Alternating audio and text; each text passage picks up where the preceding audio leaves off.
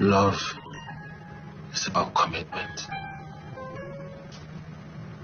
It goes beyond attraction or feelings.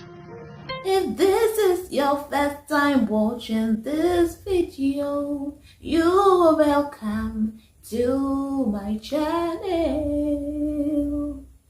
What's up and welcome everyone to another episode. This is your girl Vara, and this is the first Vara show where we dive into the intricacies of life, of love, and of family. Now, talking about love, if you haven't yet watched the series Just as Girls, you are missing.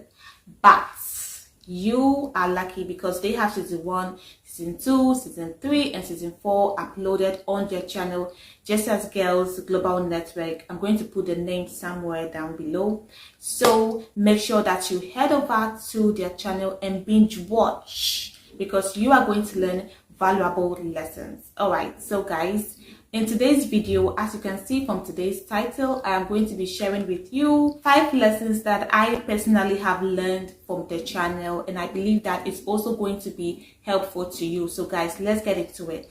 Then again, if you have been watching my channel but you haven't yet subscribed, make sure that you hit the subscribe button. Do not leave without joining this wonderful family. Okay, so let's get into the video.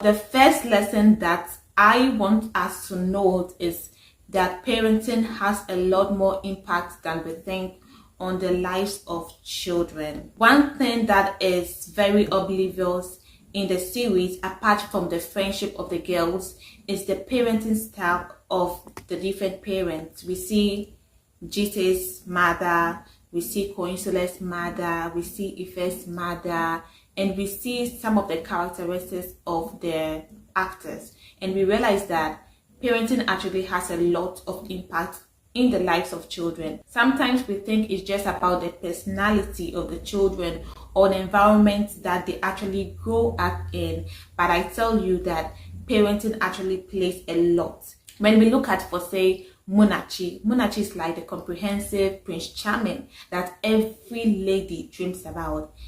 He's a go-getter, he's ambitious, he's a leader, he's a good Christian, he has empathy, you know, apart from the fact that he used Ella to heal.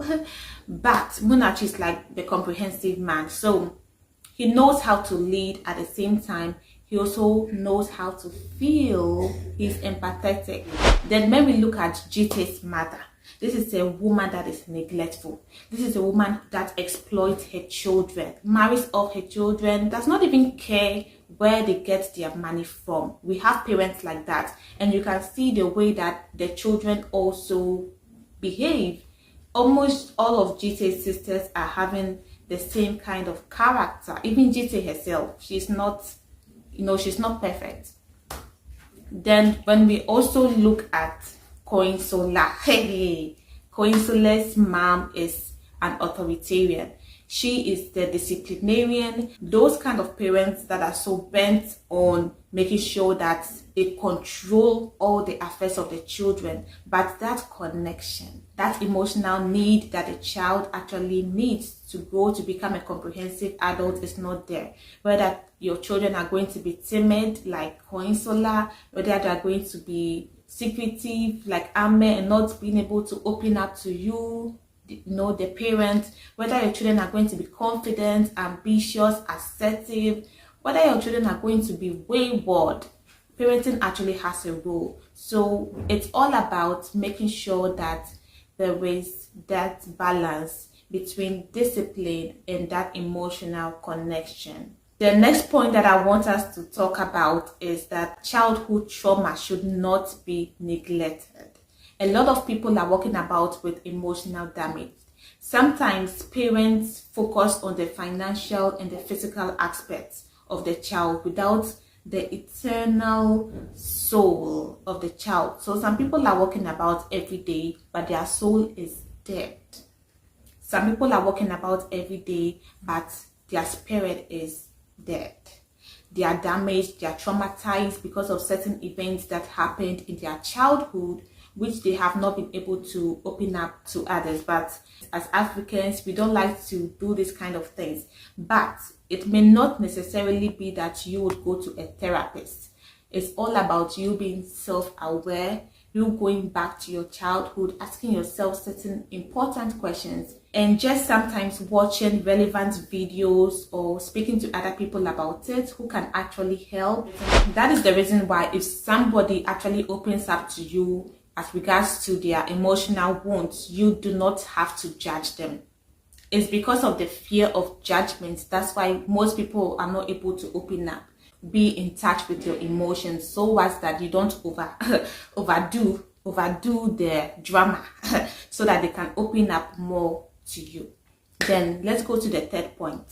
My third point is that you cannot change a man, or you cannot make any man for that matter to love you. If a man's mind is not already made up towards you, it doesn't matter whether you cook, whether you clean, whether you turn yourself upside down, does not matter the styles you give him.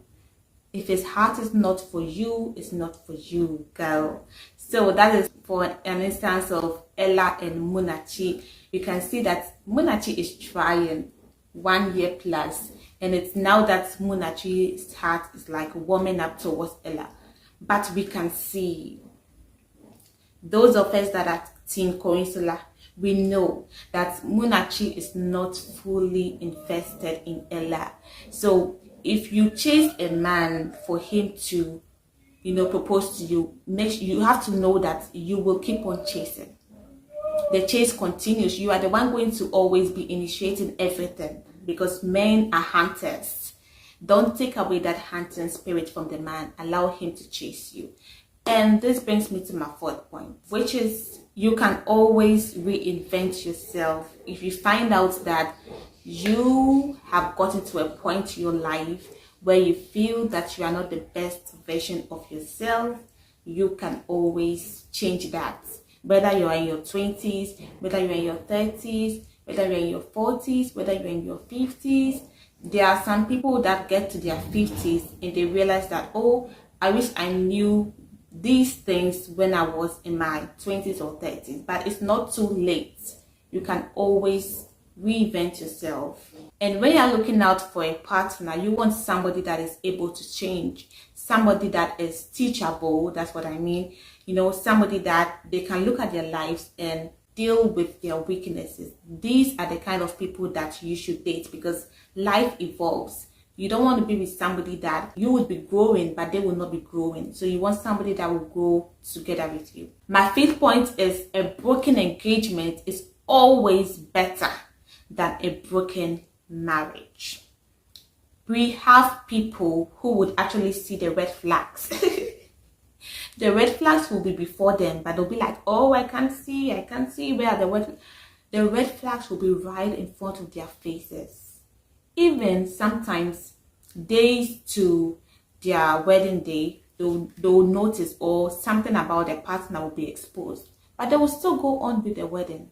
And it all comes down to societal values, the stigma, and all of those things. But a broken engagement is always better than a broken marriage, because whatever characteristics that you see about your partner that you do not like, it is always going to get worse. During the engagement period that your partner is supposed to be all lovey-dovey, you're supposed to be in your honeymoon phase, and they are acting like that, then when they get married to you, where there's a lower chance of you leaving the marriage because of, consequences, children, societal stigma, and all of those things, that is not the time they're going to change. So if someone is not changing while they're with you in a relationship, it's going to be very difficult for them to change for the better when they are in marriage. So we do not have to neglect the red flags at all.